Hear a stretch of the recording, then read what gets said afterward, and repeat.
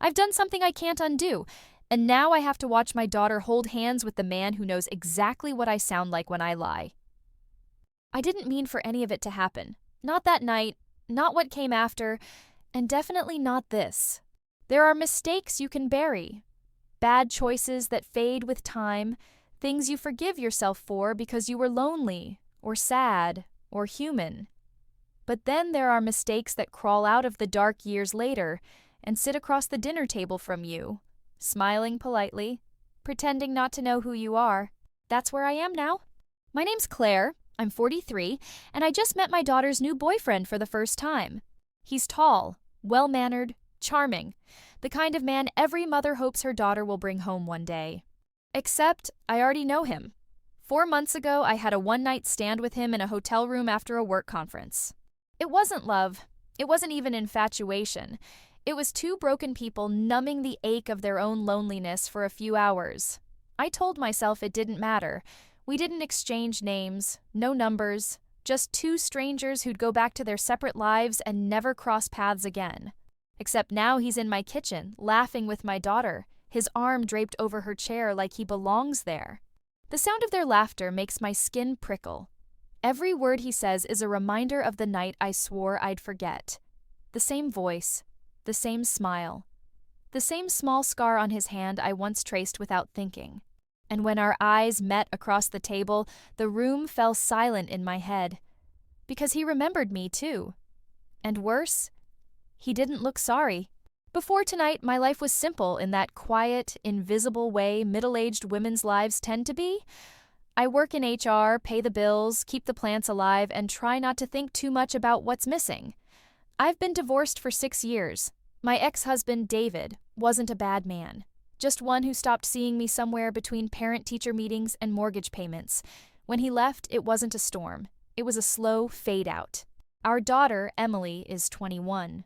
She's in her final year at university, bright and opinionated, the kind of girl who makes people feel like they've known her forever. She's everything I wanted to be at her age, confident, fearless, alive. We've always been close. She still calls me when she can't sleep, still texts me memes she knows will make me laugh. I never imagined being the one to break that bond. When she left for college, I told myself I'd use the time to rediscover who I was. Instead, the house just got quieter. Loneliness has a sound. It's the hum of a refrigerator in the middle of the night, the creak of a floorboard you used to blame on someone else being home. Friends tried to help. "You need to get back out there," they'd say over wine and laughter I couldn't quite join in on. "You're too young to be done." So when the company sent me to a conference 4 months ago, I thought of it as an escape, a few nights away from my own routine. I didn't plan to meet anyone, but there he was, sitting at the hotel bar, watching me the way men used to when I was still new to being looked at. He was younger, maybe mid-30s, sharp suit, easy smile, the kind of man who asked questions and actually listened. We talked for hours, about everything and nothing. I told him about my job. He told me about starting over. We both laughed more than the conversation deserved. Too much wine, too much loneliness, too much wanting to feel seen. We went upstairs. It wasn't romantic. It wasn't wild. It was quiet, sad, and human. Two people filling the emptiness for a few hours. I didn't even remember his name, just the way he made me forget who I was for one night. The night she brought him home started like something out of a Hallmark movie. Soft music, the smell of rosemary chicken, candles I actually bothered to light. Emily had been talking about her new boyfriend for weeks. She was glowing again in that way people do when they've fallen for someone. She kept saying, "You'll love him, Mom. He's mature, funny, kind, not like the others." And I believed her. I remember feeling proud. I'd raised her right.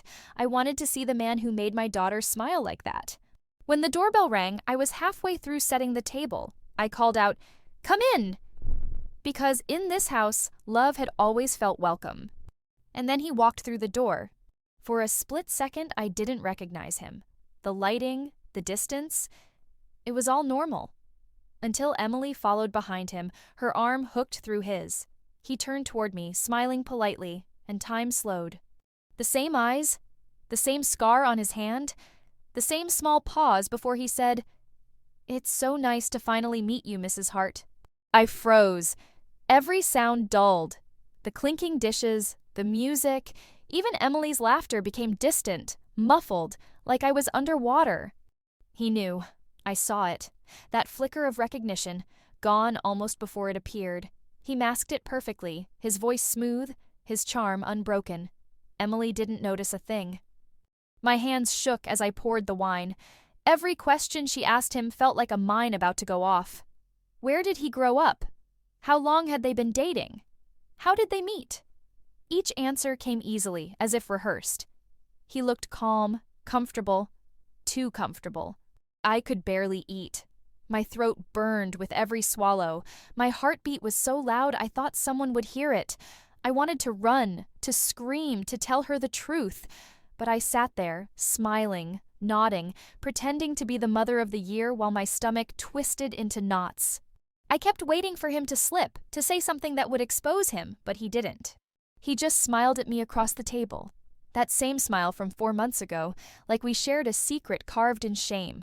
That night, I didn't sleep. I just lay there in the dark, staring at the ceiling, the sound of their laughter from dinner still echoing in my head. Every moment replayed in a loop. The way he said hello, the quick flicker of panic behind his polite smile, the warmth in his voice when he said my daughter's name. I kept thinking, maybe I imagined it. Maybe it wasn't him. Maybe grief and guilt and too much wine 4 months ago had blurred the details. But my body remembered. The scar on his hand, the way his jaw tightened when he was thinking. Memory has texture. You can't mistake it once it's burned into your skin. I thought about confronting him, about pulling him aside and demanding the truth. But then a worse thought crept in. What if he told Emily first? What if he spun it as something it wasn't? The story of a lonely, desperate woman who crossed a line. So I said nothing. Weeks passed. He became a regular fixture in our lives. Movie nights, Sunday dinners, quiet mornings where I'd find his jacket draped over our kitchen chair. I played the role of the welcoming mother, smiling, pouring coffee, pretending not to flinch every time his hand brushed against hers. Every glance between us felt dangerous. There was no reason for her to notice, but I felt like the guilt was written on my face in red ink. He started acting normal. Too normal. Like it never happened. Like I'd dreamed it all up. Some days I almost believed it. I convinced myself he hadn't recognized me, that it was coincidence, that the universe was cruel but not personal. Until the small things started to betray him. He wore the same cologne. He remembered my drink order, black coffee, 1 sugar. And once, when Emily left the room to grab her phone, he leaned against the counter beside me and said softly, "It's weird, isn't it?" My stomach dropped. My hands went cold. I wanted to scream, to shove him out the door, but all I could do was whisper, "Please, don't say anything. Not to her." He smiled, just a flicker, and said nothing. That silence felt heavier than any confession. I used to think secrets kept you safe. Now I know they just keep you hostage. It happened on a Tuesday afternoon. I'd just gotten home from work, still in my coat, when I heard a knock at the door. I opened it expecting a delivery, but it was him. He stood there like he belonged, calm, casual, holding a paper bag from the bakery down the street. "Emily asked me to drop this off," he said, but his tone was wrong. Too steady, too rehearsed. She wasn't home. I knew that. He did too. I stepped aside, and he walked in without waiting for me to invite him.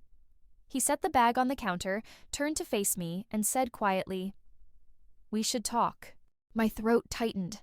I didn't want this conversation, but it had been coming since the moment our eyes met across that dinner table. "I didn't know," he started. "When I met you that night, I had no idea who you were. No idea you had a daughter. No idea she was her." He gave a small, humorless laugh. "It's insane, right? Just coincidence." "Coincidence?" I repeated, my voice cracking. "That's what we're calling it now?" He sighed, running a hand through his hair. "It meant nothing, Claire. It was one night. I didn't plan this." I wanted to believe him, but hearing my name in his mouth again made my stomach twist. I broke then, my voice shaking, words spilling out too fast. "You don't understand. She's everything I have. If she finds out—" "She won't," he interrupted. "I'd never tell her. I love Emily. I want to protect her from all of this." He said it gently, but something in his tone shifted. There was a calmness underneath that scared me more than anger would have. Because he didn't need to say the rest out loud, he knew I wouldn't tell her either. We stood there, a foot of kitchen tile between us, both pretending to care about protecting Emily, but really protecting ourselves. He gave a sympathetic smile, the kind people give before they twist the knife. "You wouldn't want to ruin her happiness, would you?" It wasn't a threat. He didn't need to make one. He wasn't threatening me. He didn't have to. The silence was mutual. A noose we both agreed to wear. It happened weeks later, just when I'd started to believe the secret might stay buried. I was upstairs folding laundry when I heard Emily's voice, sharp, cracked, unrecognizable. "Mom!" I froze. Her footsteps pounded down the hall. She burst into the living room, my laptop clutched in her shaking hands. Her face was blotched with tears, her breath uneven. "What is this?" she demanded. For a moment, I didn't understand. Then I saw the screen. An old email. A hotel receipt I'd never deleted. My name. His name. The date. The room tilted. "Emily," I whispered. "Please?" Her voice cracked into a scream. "You slept with him? Before me?" I wanted to explain, but there's no version of the truth that sounds like anything except betrayal. "It was before I knew. Before you knew." She laughed then, a horrible, broken sound. "Before you knew he'd end up with your daughter?" He tried to speak, to reach for her, but she jerked away. The look she gave him could have turned glass to dust. She grabbed her coat and ran out the door before I could move. The silence after she left was worse than any yelling could have been. I sank to the floor, the air gone from my lungs, my whole body trembling. I thought the truth would free me, but all it did was make us strangers in our own house. The next morning, her room was empty, the drawers half open, the bed unmade, her favorite sweater gone from the chair. She'd moved out before sunrise. There was no note, no goodbye, just the kind of silence that follows something too big for words. She blocked my number that same day. I tried calling, texting, emailing, nothing. Every message came back unread. Eventually, I stopped trying. You can't chase someone who's running from the sight of you. He disappeared too. Deleted socials, changed numbers, gone like smoke. For a while, I hated him more than I hated myself. Then it flipped. I spent weeks replaying everything. The dinner, the night in the hotel, every small decision that led to this slow-motion disaster. The way I mistook loneliness for permission. The way I convinced myself it was harmless. There's no word for a sin like this. There's just silence. I used to think losing your child meant death or distance. I was wrong. I didn't just lose my daughter. I lost the right to call myself her mother. Used to think loneliness drove me that night. That if I'd just been stronger or busier or less human, none of this would have happened.